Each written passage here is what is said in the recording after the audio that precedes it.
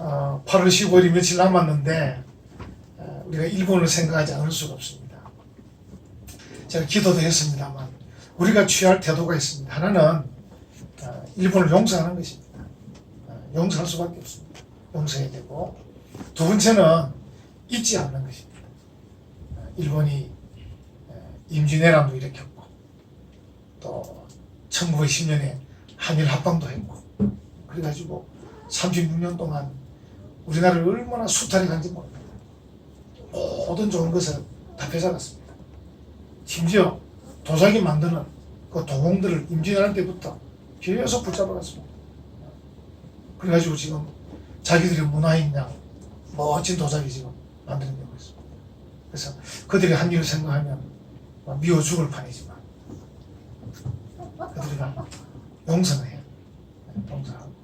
그래서 어떤 정치인도 그렇게 말씀하셨고 어떤 교수들도 그렇게 말씀하셨고, 지금은 이제 징용 배상 판결, 징용 판결에 대해서 이제 법원에서 잘못됐다, 일본 회사가 배상해라, 이렇게 이제 판결을 내렸는데, 그래서 이제 많은 분들이 판결은 그렇게 하고 배상은 우리 대한민국 정부가 하면 되겠나, 이런 말도 했었습니다. 왜냐하면 이제 미국 같은 경우도, 미국도 그렇고 뭐 여러 나라들이 일본에 의해서 피해본 게 많았습니다. 많은데 어떻게 판결하냐면 대부분 다 법원에서 일본이 잘못한 거는 맞는데 일본에게 어려움을 당한 그 사람들의 후손들이 지금 잘 됐다. 미국도 얼마나 잘 살고 있습니까? 그래서 후손들이 잘 된 것, 이것으로 만족하자. 그래서 일본이 잘못한 거는 잘못했지만 배상은 받을 필요 없다. 후손들이 잘 살고 있으니까.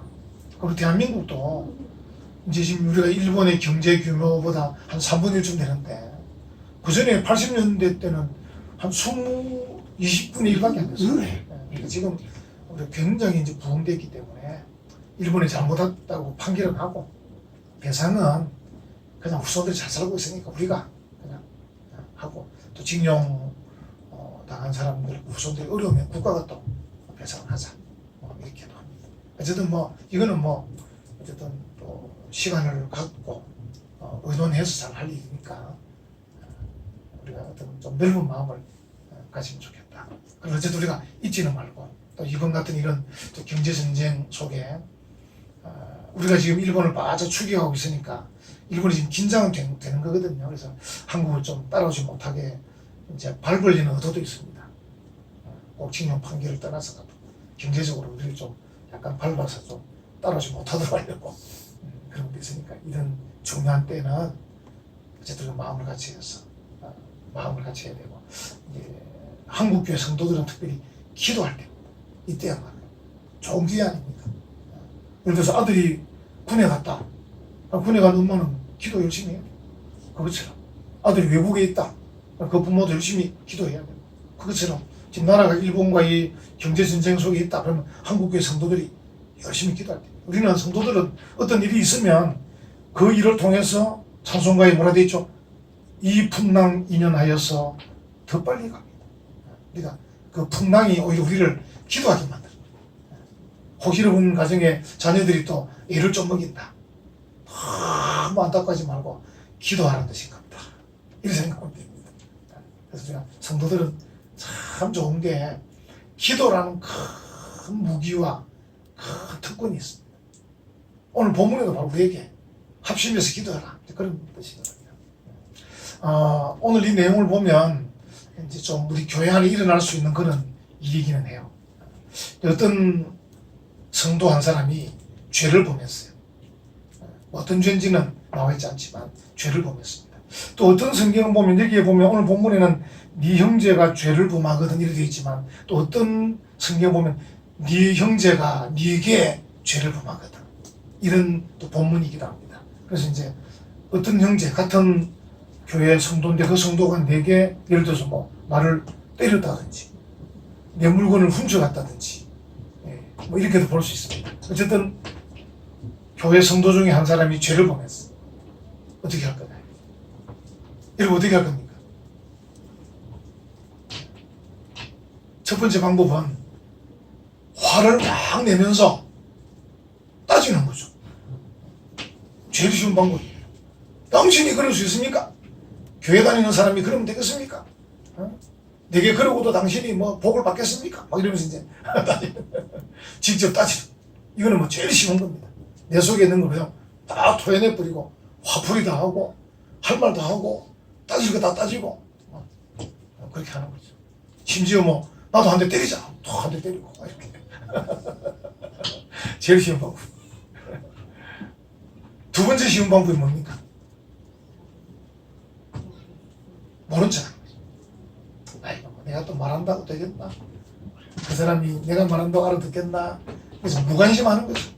죄를 짓든지 말든지 자기 알아서 하겠지. 이렇게. 이 무관심. 그러니까 내 속에 있는 감정을 다 드러내는 것도 쉬운 방법이고 또 막 전혀 모른 척하고 무관심한 것도 쉬운 방법. 근데 예수님은 그런 방법들이 아닌 좀 복잡한 이야기를 좀 하고 계세요. 복잡한 이야기인데 결론은 뭡니까? 은혜입니다. 은혜. 그러니까 오늘 제목이 보면 교회를 통한 은혜 이렇게 됐죠. 그래서 이제 예수님은 결국은 은혜 넘치는 쪽으로 결론을 내린 거죠. 교회를 통한 은혜 이렇게 했습니다. 다시 말하면 예수님은 어쨌든 교회 성도 중에 한 사람이 죄를 범했다고 할 때 버럭 화를 내거나 막 이런 방법이나 또는 무관심 이런 방법이 아니고 어떻든 그 문제를 해결하는 방법으로. 첫 번째는 어떤 방법입니까? 그 사람하고 너하고 단독 회담을 해라. 단독 회담. 죄를 범한 김아무개 하고 또 그 관계된 이아무개 하고 단둘이 앉아가지고 형제여 그렇게 하면 되겠습니까? 당신이 죄를 지었는데 빨리 회개하시고 바로 서세요. 이렇게 단독 회담을 하는 거죠. 이 이유는 뭐냐면요. 여러분들도 경험해 보셨겠지만 이 일이라는 게요. 아는 사람이 많으면 많을수록 해결하기 어렵습니다. 많으면 많을수록. 그래서 제일 좋은 방법은 그 사람과 나 두 사람이 해결하는 거예요. 두 사람. 그래서 죄를 범한 그 사람이 본래의 모습으로 돌아가는 거죠. 그 사람이 듣고 보니 맞습니다. 내가 잘못했습니다. 회개하겠습니다. 고치겠습니다. 되돌리겠습니다. 이러면 제일 좋은 거예요. 그럼 끝. 상황 끝. 그럼 이제 한 사람 알고 있으면 되니까. 그치? 제일 좋은 방법. 그래서 이제 예수님은 어떻든 죄를 범한 사람도 또 성도의 교회 성도니까 그 사람의 행복을 위해서. 그 사람의 행복을 위해서. 어쨌든 그 사람이 죄를 범했지만 그 사람이 죄를 범한 줄 깨닫게 만들어서 회개하게 해서 어쨌든 결론은 그 사람이 행복하도록. 두 번째 이제 내가 말한다고 해서 안 듣는 경우도 있거든요. 당신이 무슨 소리 하냐 말이야. 정부가 있습니까? 막 이러면서 또 이제 이럴 수도 있거든요. 당신이 뭔데 내게 그런 얘기 하냐? 이럴 수도 있습니다. 그래서 이제 내가 말해서 안 들었을 때는 예수님 두 번째 방법은 두세 사람 정도를 데려가면 좋겠다. 증인이 필요하니까. 그래서 두 번째. 그러니까 어쨌든 숫자를 최대한 줄이는 거죠. 최대한 줄여서 죄를 범한 그 사람이 잘 해결해서 결론적으로는 행복하고 은혜롭도록 하려고 하는 것이죠. 그래서 이제 숫자를 최소한 줄여가지고 두세 사람이 이제 그때는 분명히 물어봐야 되겠죠. 이 사람이 이런 이유가 있는데 같이 갈 수 있겠습니까? 그래서 이제 두세 사람 확보해가지고 다시 가서 또 이야기하는 거죠. 당신이 잘못했다. 이렇게 죄를 짓고 살면 안 된다. 회개하고 좀 이런 것들을 청산하고 다시 옛날 믿음 좋았을 때처럼 회복해 살자. 이렇게 하는 거죠. 예수님은 어쨌든 그 사람이 빨리 문제를 해결하고 돌이켜. 근데 이제 그렇게 해도 안 들으면 그때는 교회 전체적으로 광고해서 필요하면 벌을 주기도 하고. 그죠? 또는 그 사람이 벌조차도 안 받을 수도 있어요. 왜냐하면 교회에서 벌을 주는 거는 세상처럼 구속력이 없잖아요. 세상에는 검찰이든 경찰이든 법원이든 구속력 힘이 있거든요. 공권력이 있단 말이에요. 근데 교회는 본인이 순종하지 않으면 어떻게 구속할 수가 없어요. 그래서 내가 뭐 교회 안 가면 되지 뭐 이렇게 하면 끝입니다. 그래서 이제 그때는 예수님께서 그 사람은 형제로 여기지 말고 막 내보내버리라. 이제 마지막 최후의 수단이죠. 그래서 이제 한 사람이 말하고 두세 사람이 말하고 교회가 말하고 이렇게 해서 그 어떤 1번이든 2번이든 3번이든 들으면 그 사람을 얻는 거죠. 그 사람을 회복시키고 원래의 믿음의 사람으로 회복시키는 건데 1번도 안 듣고 2번도 안 듣고 3번도 안 들으면 그때는 할 수 없이 그 사람을 형제처럼 여기지 말고 이방인처럼 여기라. 이렇게 말씀하는 거예요. 그래서 이제 예수님은 결론이 이방인처럼 여기고 형제로 여기지 말라는 결론은 아니고요. 어쨌든 그 사람이 돌이켜서 죄를 짓기 전에 모습으로 회복하는 것. 그게 예수님께서 바라는 것.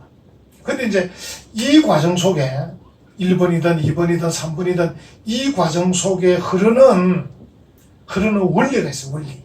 그게 뭐냐면요. 교회라는 것입니다. 교회. 그래서 내가 혼자 찾아가든 두세 명이 찾아가든 교회 전체적으로 뭐 이렇게 공개를 하든 다 교회라는 이 원리를 가지고 얘기하는 것입니다. 우리가 교회다 그 말입니다. 여러분 교회가 뭐예요? 교회가 뭡니까? 예수 그리스도를 구주로 믿는 사람들의 모임이 교회입니다.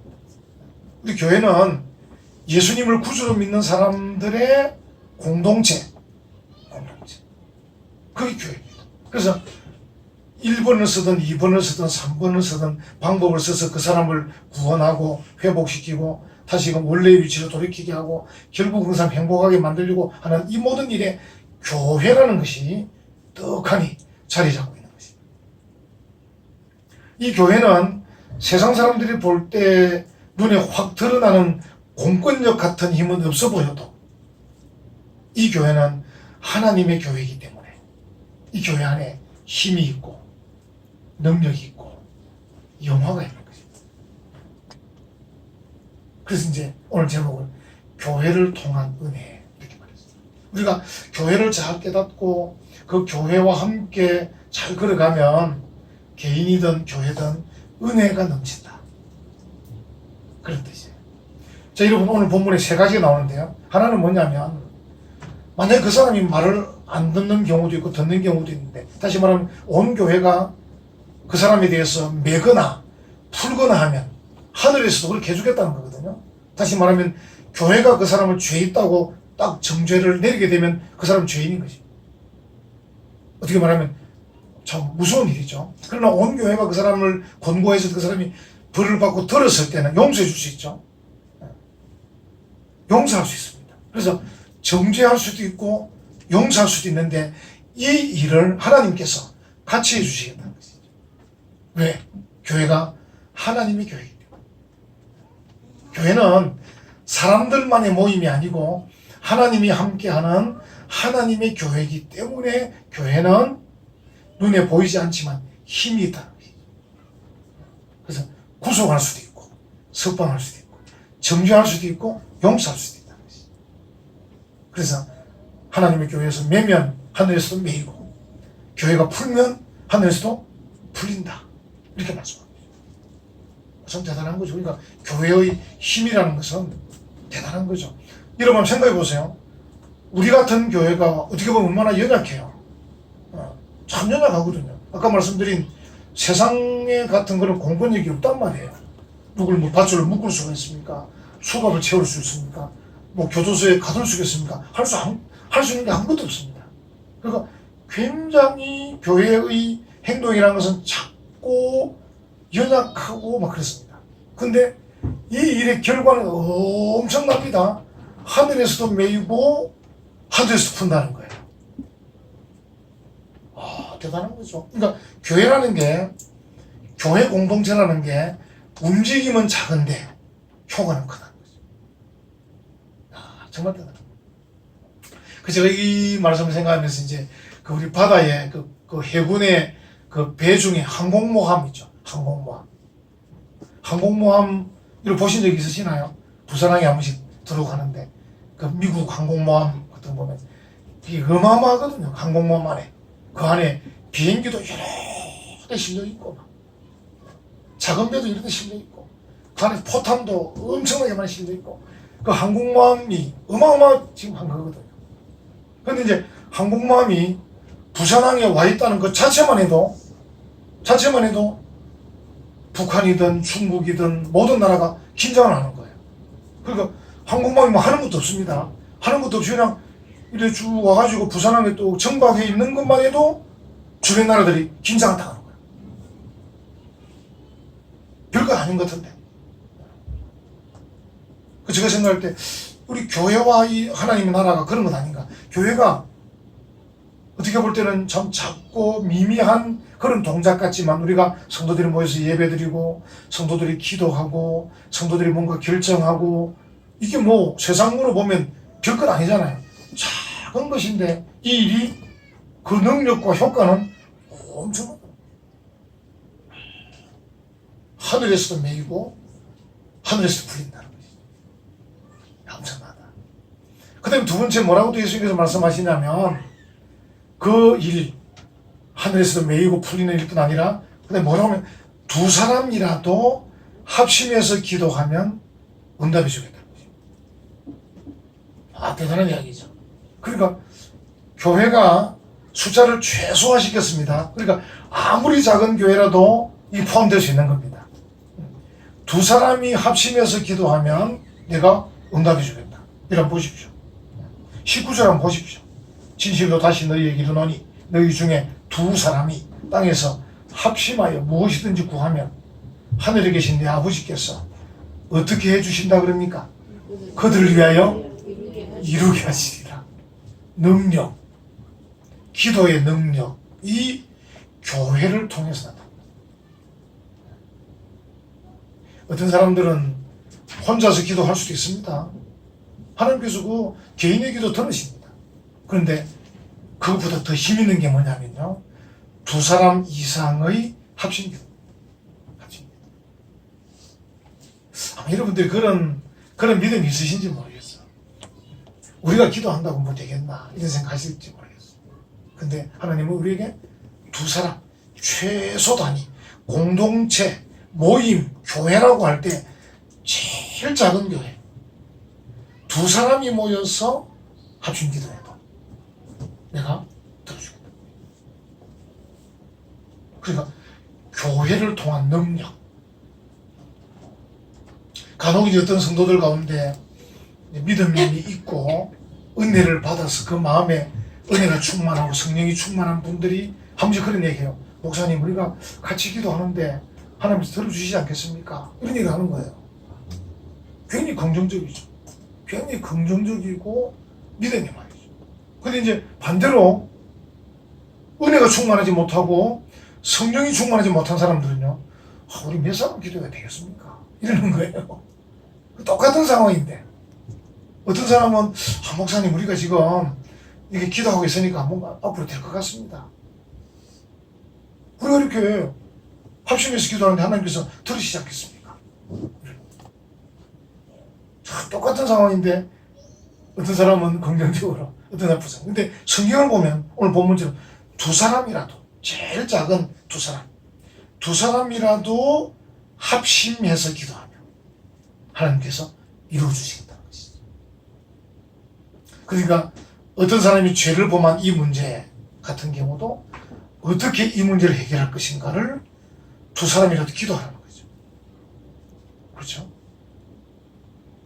어떤 사람이 죄를 범한 일이든 또 그렇지 않으면 어떤 다른 일이든 교회는 어떻든 하나님의 뜻을 구해야 되거든요. 하나님의 뜻이 뭔지, 하나님께서 기뻐하신 바가 뭔지를 구해야 되는데 그 구하는 방법이 두 사람이라도 합심해서 기도하는 거죠. 하나님, 이 어려운 문제를 어떻게 하면 좋겠습니까? 그래서 기도하면 하나님이 이루어 주시겠다, 이렇게 말씀하는 거죠. 그리고 이 교회는 가장 작은 교회라도 합심해서 기도하면 능력이 나타난다고요. 능력이. 대단한 거죠. 아무리 은혜와 평강교회도 이 관건이 뭡니까? 합심하는 겁니다. 합심. 마음을 같이하여 기도하는 것이 참 중요한 것이죠. 그 여러분들이 마음을 같이 해주는 게 정말 중요합니다.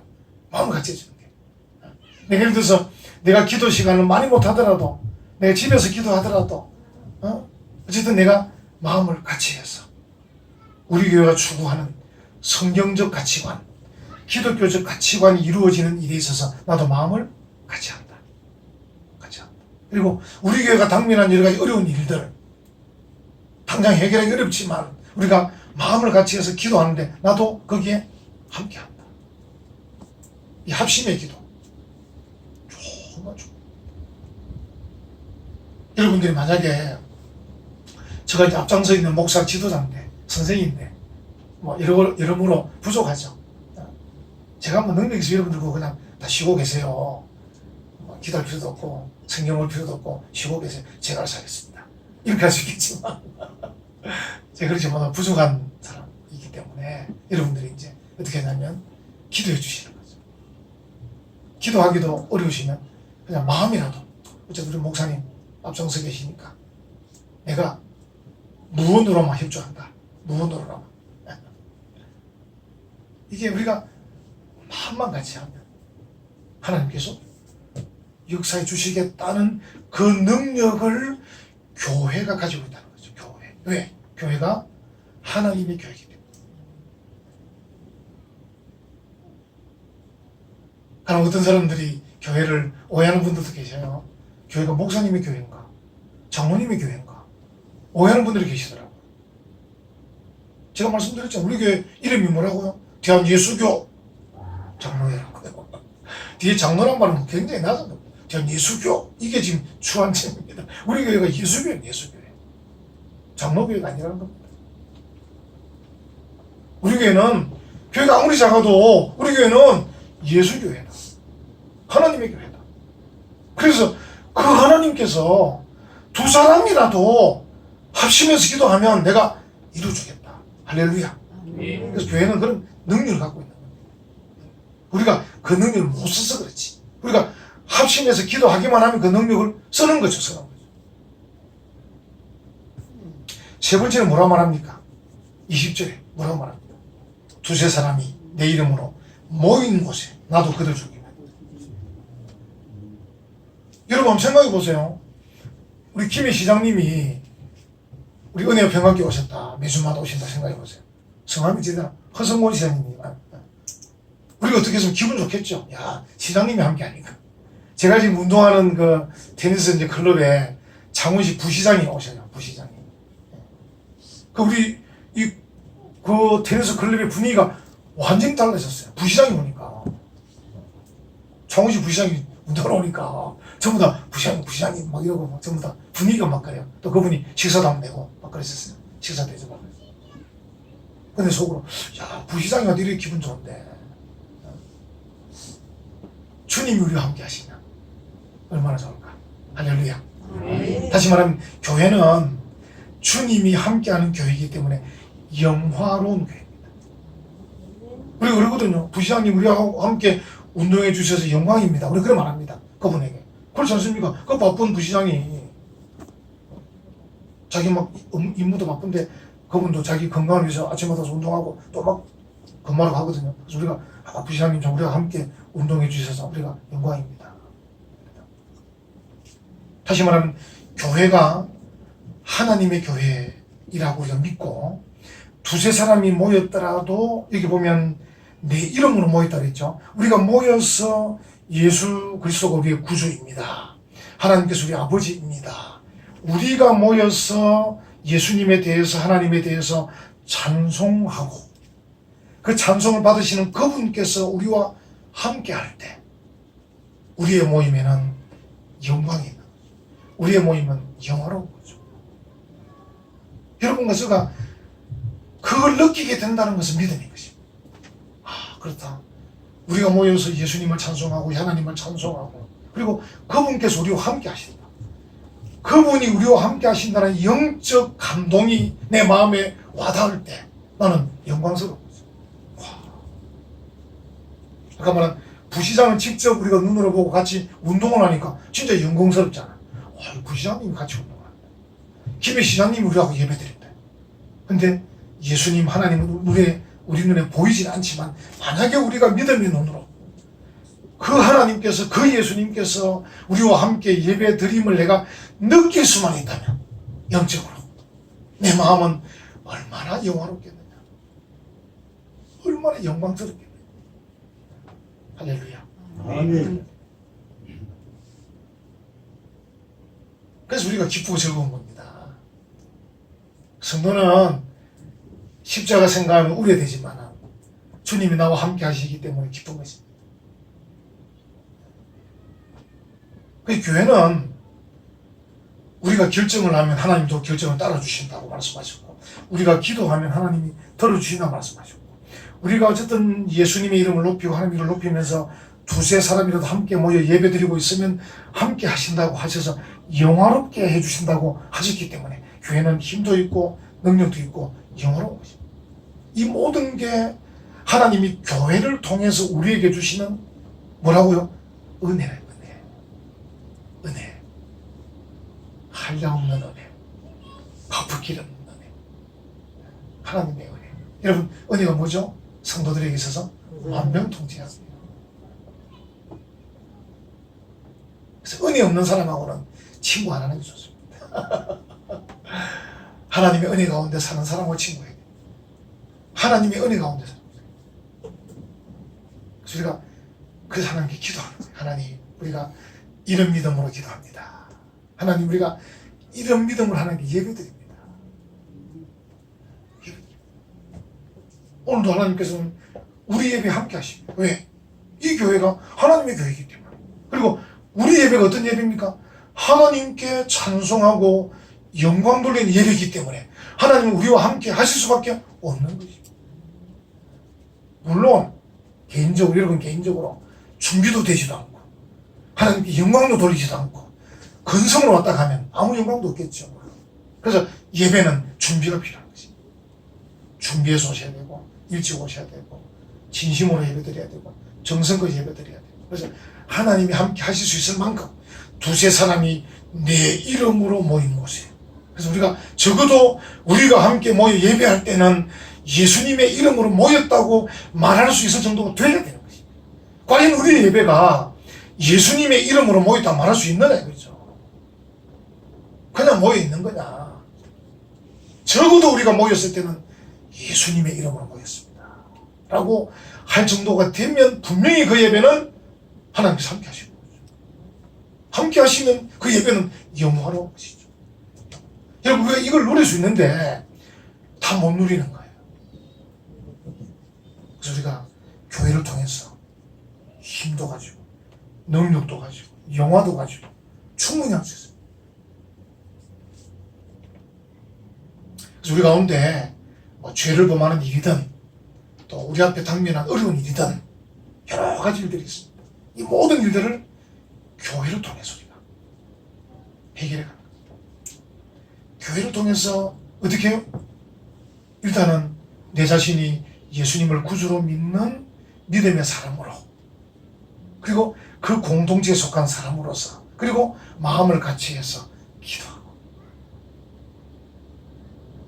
예수님의 이름으로 함께 모이고 예수님께서 우리와 함께 하시도록 하는 그 교회가 함께 기도하고 결정하는 거죠. 기도하고 결정하고 기도하고 예배드리고 기도하고 해체하고, 그렇게 하면요 하나님은 우리로 하여금 은혜와 평강교회를 통해서 은혜를 받게 하시는 거죠. 은혜를 받게. 성도 여러분, 여러분들이 비록 작은 교회지만 은혜와 평강교회를 통해서 여러분들이 하나님이 주시는 그 은혜를 풍성히 받아 누리는 그런 복된 성도들 다 되시기를 간절히 축원합니다. 아멘. 우리 하나님께